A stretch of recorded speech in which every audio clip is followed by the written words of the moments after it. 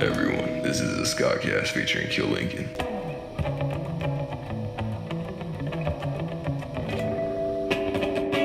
What up, yo? Today on the program we got Kill Lincoln, a ska punk band from Washington, D.C. who's been killing it and putting out fire since 2011. For this interview, I had the privilege of speaking with Matt, Mike, and Tyler from the band, talking to me about the newest album, Can't Complain, available everywhere now. What are you gonna do to stand out? You know, you gotta have your hype man jump out of a plane. You know, like that's. Without further ado, let's go ahead and jump into the episode. This is the Kill Lincoln episode on the SKA CAST. Follow us on Instagram, SKAcast_official. Yo, what's up, man? How's it going? Good. How are you? Good, man. Good. Oh, okay, there we go. Now I see you.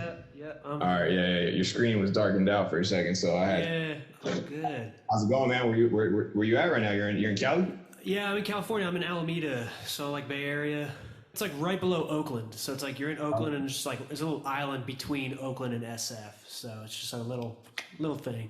Nice. Yeah. Okay. See, yeah, the like the Bay Area, to be honest, is actually a place I'm not very familiar with. Just I'm not there too often, you know. But yeah, that's how I feel about LA. Like I don't have any sense of it at all. Like that whole area, Southern California. Like I've been down there a couple times, but it just seems so like sprawling to me. I got you. Yeah, I mean, you know, it's how do I say it? It all appears to be connected until you ask around and you find out all the nuances and how everybody else separates everything. So yeah. What's up, food? Hey guys. Yo, what's going on, man? Tyler, are you there too? Yeah, I'm here. Can you see me or hear me? What's up, man? How's it going, guys? How are you? Good, man. Good. You know, everyone's been bumping the single, I'm sure. I know. I hope so. I hope so. I'm surprised I don't think I ever saw Kill Lincoln come to like any of like the skacore shows in LA, right? We played. Have we ever actually played in LA proper? No. We played a lot of like we played in Orange County.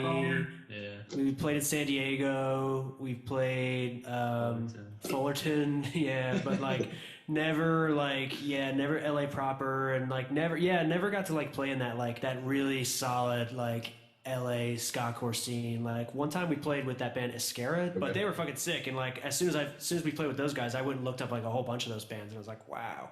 Why are we doing that? Is that sort of kind of like similar? I know you're not in DC, but you guys are from DC, right? Yeah, we all met and formed in DC. Yeah. Okay. And actually, those guys, Tyler and Food are. Yeah, Tyler's in DC. Okay. So, yeah, does anybody want to take that one? Talk about the scene in DC? Tell us a little bit about it, because I mean, I've never been to DC, and okay. I can't say that I have anybody that I know out there either. So you know, I mean, DC is pretty special in that it's close proximity to Baltimore as well, and a lot of the times those two cities just kind of get together and make things happen, which is cool to see. There's a lot of it's definitely a younger scene. I feel like there's definitely a lot younger fans there than other places, but they show up and they do what they do, and we're very grateful to have them. Are you guys all like original Kill Lincoln, or did some of you guys join on later? Or We're a little bit later. Yeah, Food, you were a little bit later. You weren't on the first record, but you're pretty much, I mean, you've been with us for a long time.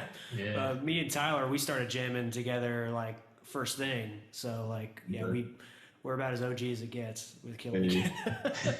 07 jamming probably. Yeah, I don't think we played a show until like maybe 2009. Okay. Maybe. Yeah. I feel like it was like 2009, maybe. Yeah. 2008, I graduated, and so we had already played at least one Battle of the Bands. Oh shit! Yeah. Okay.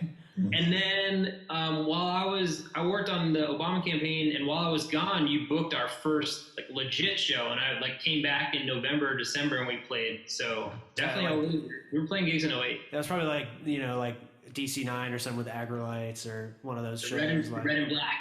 Yeah, Red and Black. Wow. Yeah. Okay. Yeah. So we started jamming a long time ago, but I wouldn't say we really, our first album was in 2010. I don't think we were really like kind of gigging hard until then. So. Okay, so that first album was that you were there? That's right. Okay, and so you guys dropped it in 2010, or you guys recorded it in 2010? It's 2010. I think we recorded and released it in 2010.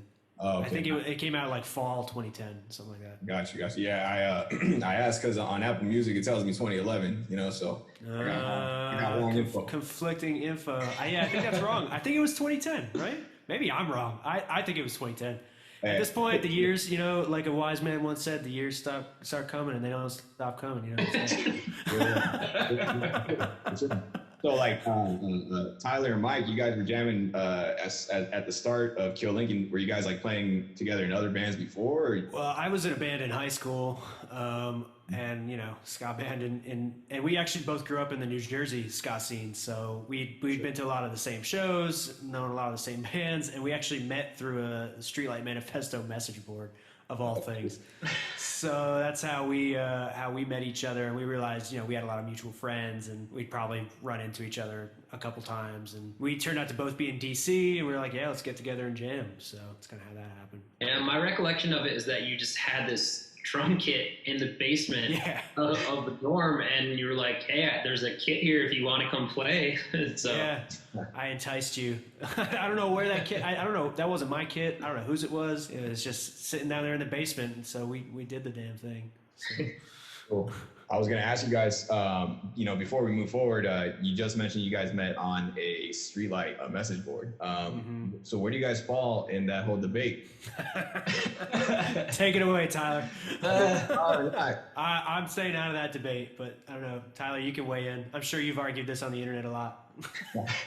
I have no dog in the fight of whether or not they're ska. I mean, they would tell you that they're not, so that's fine. They're certainly influenced by ska, and they certainly all used to like and play it. So right. That's for damn sure. It's world music. Yeah, they're world. What do you call them? I don't even. Who cares though? Labels. Right. No, it's good music, man. Yeah. That's all it is. Good music. Good is good. Good is good. That's all we do. Yep. So once you guys dropped, you were there. Like, what exactly happened? Because I know that nothing. You started. Not much. Yeah.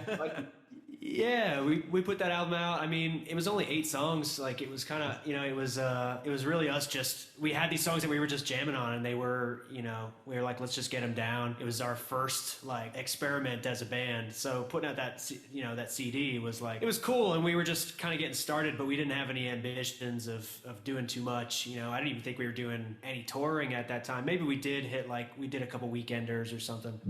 But yeah, I mean, it was nice just to have music to give to people that come out to the shows, but it would be a little while, I think, until we actually started building up like a local following and all that kind of stuff. Right. Yeah, I mean, we'd been playing for a little while, and we just didn't have any, we didn't have a ton of experience under our belts yet. Yeah, it was like a new bit. You guys were just kind of trying to do it. Yeah, exactly. And to Mike's point about, not much happened for a long time, for honestly a solid couple of years.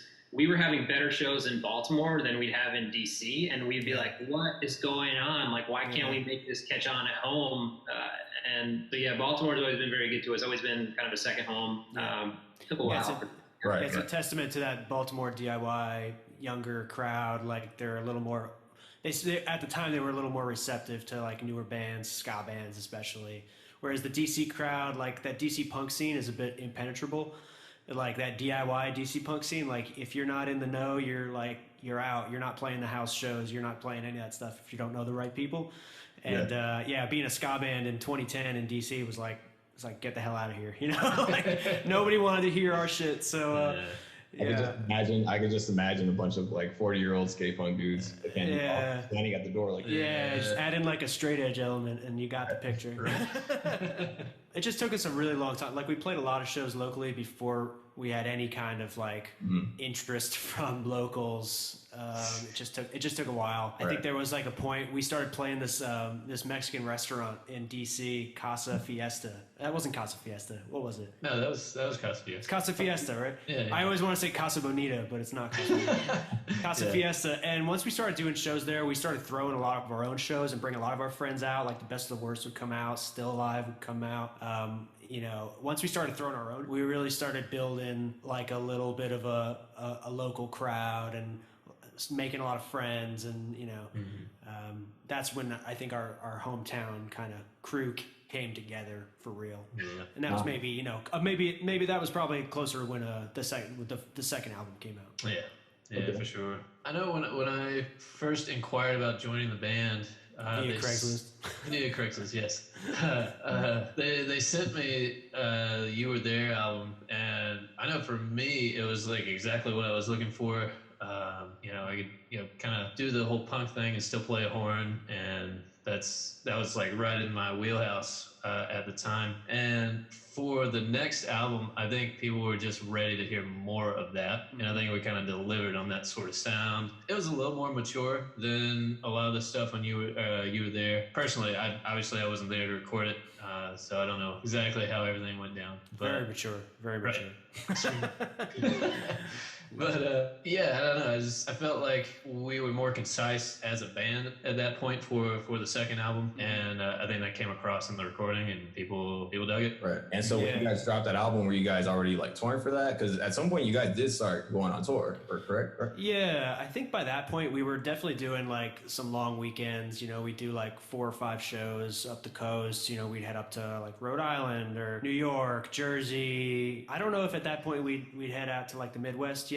Maybe after that album came out, but we had definitely been playing a lot more shows up to that point, and I think like the work was starting to pay off. Like we were definitely getting more of a hometown crowd. I know the release show for That's Cool was at Rock and Roll Hotel, which is now just recently closed down in DC, which is one of our favorite venues ever, and it was such a nice room with good staff, good people. But yeah, our release show for that was there, and for us that was like huge. It was like a nice room, nice stage.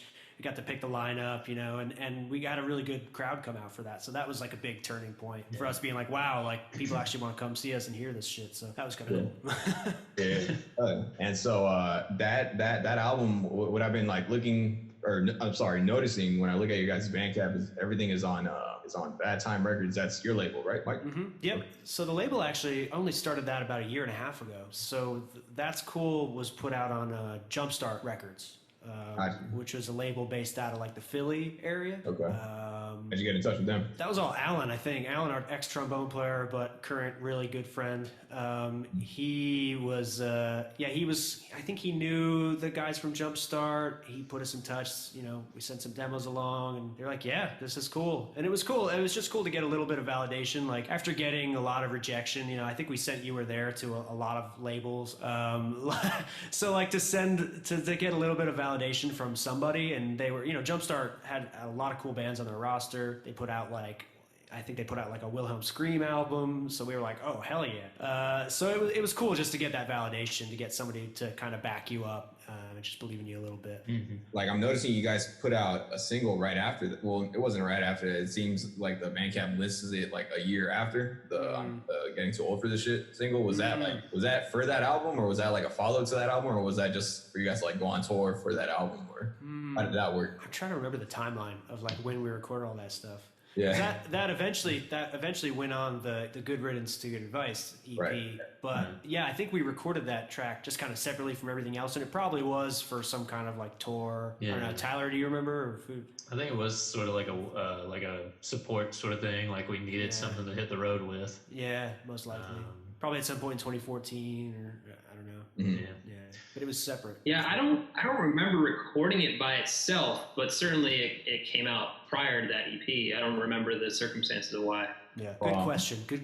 Of course, I mean, because like when I'm noticing on the Bandcamp, it looks like you guys do like a lot of like one-off singles with like live cuts on them, and like for example, the Sheila one, I'm assuming that's something you guys did for a tour as well, or? Yeah, well, Sheila, that was, so we did the one track on there, Second Cities. That was after I moved out of DC. So I moved out of DC in like 2015 after we did the Good Riddance EP, and I think like we basically took like a year off in like 2016, and I think during that time though, remotely, it's kind of similar to now, we recorded that track Second Cities. Like I did the guitar and vocals from California, you guys got together and you tracked everything else, and then we wanted to slap that together with some of we had these awesome live recordings that we got done in while we were on tour in Kansas City. It was like a random show to have a live recording of, but the guy he did a great job capturing it, and we actually played a good set, so